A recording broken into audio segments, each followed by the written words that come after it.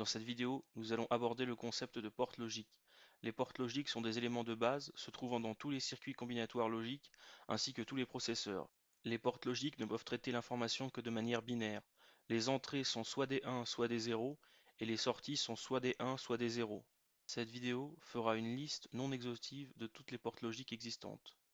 Pour aider la visualisation, le logiciel Logisim est utilisé, ce qui permet de visualiser le fonctionnement des portes logiques.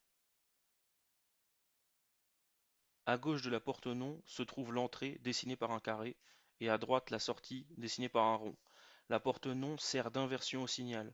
Quand l'entrée est à 1, la sortie est à 0 et quand l'entrée est à 0, la sortie est à 1. Le buffer est également appelé porte oui.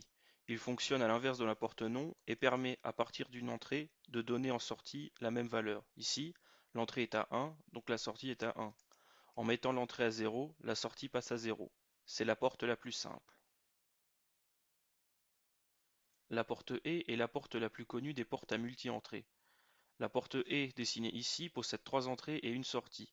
Il est nécessaire que les 3 entrées soient à 1 pour que la sortie soit également 1.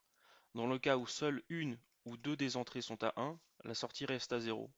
En passant la troisième entrée à 1, la sortie passe également à 1. A l'inverse de la porte E, la porte OU n'a besoin que d'une seule entrée à 1 pour que la sortie soit à 1. La sortie reste à 1 même s'il y a plus d'une entrée à 1. Toutefois, quand toutes les entrées repassent à 0, la sortie repasse également à 0. La porte non E est la combinaison d'une porte E et d'une porte non, c'est-à-dire que sa sortie est inversée par rapport à une porte E. Puisque dans le cas d'une porte E, la sortie est à 1 uniquement quand toutes les entrées sont à 1, il faut pour une porte non E que toutes les entrées soient à 0 pour que la sortie soit à 1. La porte non OU est la combinaison d'une porte OU et d'une porte non. Dans le cas d'une porte OU, la sortie est à 1 dès que l'une des entrées est à 1. Puisque la porte non inverse la sortie, il faut que toutes les entrées soient à 0 pour que la sortie soit à 1. Si l'une des entrées passe à 1, alors la porte non OU a une sortie de 0, quel que soit le nombre d'entrées se trouvant à 1. L'utilisation d'une porte OU ou d'une porte E ne permet pas d'avoir la sortie à 1 uniquement lorsque l'une des entrées et elle seule est à 1. Pour faire ça, on utilise une porte OU exclusif ou XOR qui est à 1 uniquement lorsque l'une des entrées est à 1. Si 2 ou 3 ou plus d'entrées sont à 1, alors la sortie passe à 0. Cependant, la porte OU exclusif peut fonctionner d'une manière différente, dans lequel la sortie est à 1 uniquement si le nombre d'entrées à 1 est impair. Par exemple, ici avec une entrée à 1, la sortie est à 1. Avec deux entrées à 1, la sortie est à 0.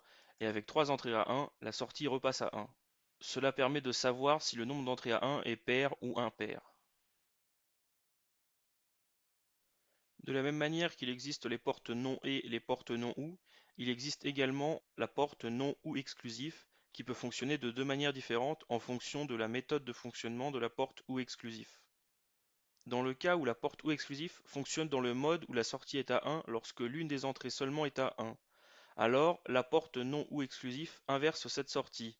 La sortie est à 1 lorsqu'il y a 0 ou plus d'une entrée qui est à 1. Ici, aucune des entrées n'est à 1, donc la sortie est à 1. Lorsque l'une des entrées est à 1, la sortie passe à 0, et lorsque deux ou trois des entrées sont à 1, la sortie repasse à 1.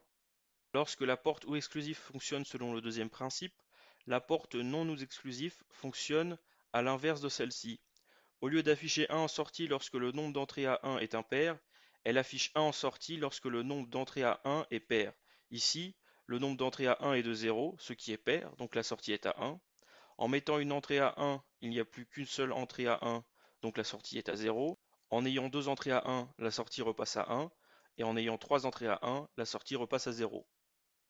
Dans les portes précédentes, on a vu que la modification d'une entrée entraînait forcément un impact direct sur la sortie, même si elle ne la modifie pas forcément directement. Il est toutefois possible d'empêcher cela.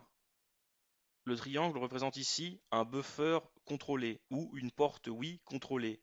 C'est-à-dire que lorsque le contrôle qui se trouve au sud de la porte est à 0, la modification de l'entrée n'entraîne pas de modification sur la sortie, puisque en mettant le sud à 0, on empêche le fonctionnement de la porte.